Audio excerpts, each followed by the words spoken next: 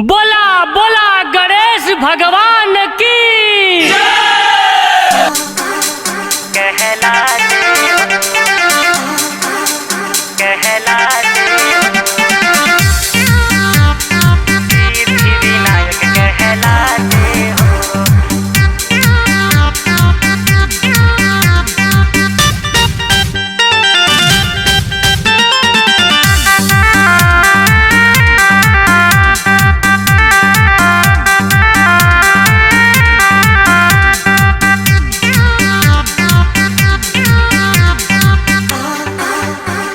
दुनिया सारी करती है तेरी जय जयकारी, देवा मेरे करते हो मूस की सवारी। दुनिया सारी करती है तेरी जय जयकारी, देवा मेरे करते हो मूस की सवारी। लड्डुअन के भोग तुम लगाते हो, लड्डुअन के भोग तुम लगाते हो, भक्तों के कष्ट हर जाते हो, सिद्धि विनायक कहलाते हो। भक्तों के कष्ट हर जाते हो, सिद्धि विनायक कहलाते हो।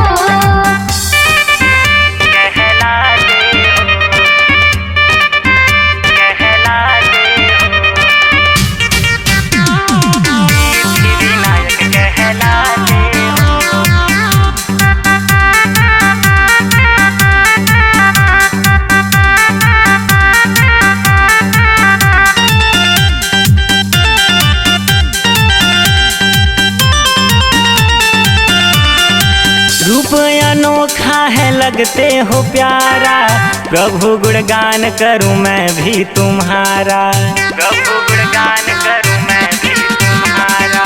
रूप अनोखा है लगते हो प्यारा, प्रभु गुणगान करूं मैं भी तुम्हारा। मीठे मीठे खूब मुस्काते हो, मीठे मीठे खूब मुस्काते हो, भक्तों के कष्ट हर जाते हो, सिद्धि विनायक कहलाते हो। भक्तों के कष्ट हर जाते हो, सिद्धि विनायक कहलाते हो।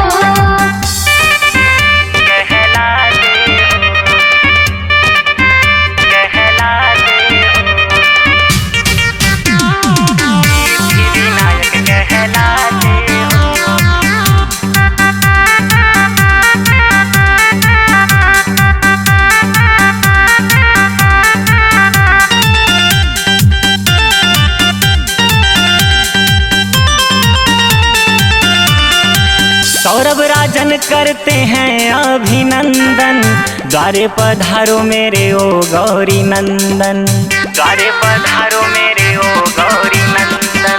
सौरभ मिथुन करते हैं अभिनंदन, द्वारे पधारो मेरे ओ गौरी नंदन।